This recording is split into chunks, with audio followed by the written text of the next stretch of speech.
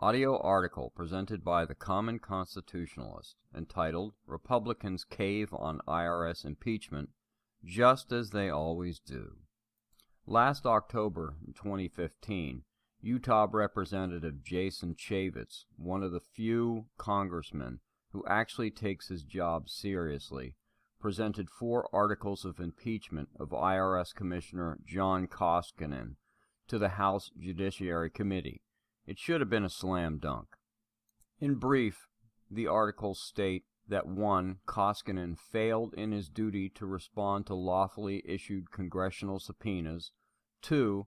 Commissioner Koskinen made a series of false and misleading statements to Congress in contravention of his oath to tell the truth. 3. During his confirmation hearing before the Senate Committee on Finance, John Andrew Koskinen promised, quote, "We will be transparent about any problems we run into, and the public and certainly this committee will know about those problems as soon as we do," unquote.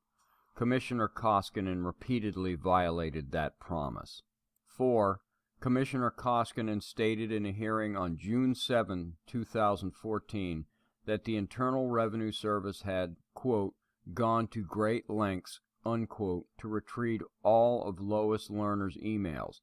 Commissioner Koskinen's actions contradicted the assurances he gave to Congress. Representative Chaffetz said regarding the first article, "When Congress gives you a subpoena, compliance isn't optional." He drafted the articles just days after the Obama Justice Department closed the case on the IRS thuggery, declining to file charges of any kind. What a shocker. The articles of impeachment went next to the House Judiciary Committee, led by Chairman Bob Goodlatte of Virginia, which is controlled by the Republicans and who outnumber the Dems 23-16. It would require only a simple majority to pass, but there they sat. This was a year ago, and we've seen no movement. And now, almost a full year later, we hear that House Freedom Caucus Chairman Jim Jordan and Judiciary Committee Chairman Bob Goodlatte have reached a tentative compromise to postpone a vote to impeach the IRS Commissioner, sources familiar with the talks told Politico. Yes, they waited an entire year for the public to move on and focus on something more important, like the election. What a bunch of spineless weasels. You know darn well this is why they waited to act, or not act, as the case may be. This impeachment is now old news and can be swept away rather easily. Postpone my Aunt Fanny. This thing is killed for good, I guarantee it. However, there is another reason the articles of impeachment will go nowhere. It appears that one of the lead architects of the impeachment shutdown is once again none other than that low-life swine, Senate Majority Leader Mitch McConnell.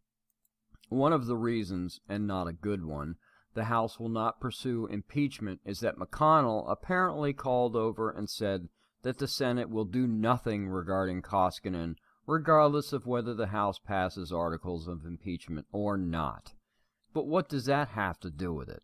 The House has an obligation to do their job. What the Senate plans to do should be irrelevant to the House completing its job. It would be like me assigning the washing of my car to one of my sons and the waxing it to another.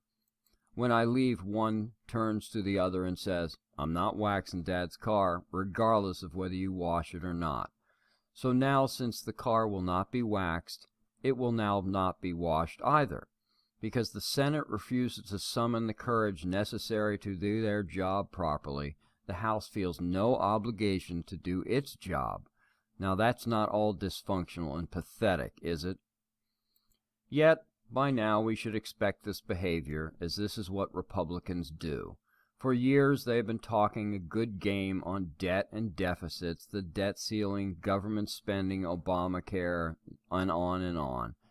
And every election cycle is always the same line of bullcrap excuses as to why they can't act on our behalf and behest. And then they always say, but you just wait until next budget year or election cycle, then we'll fight for you. As Mark Levin said recently, we're always in the waiting room. Thanks for listening.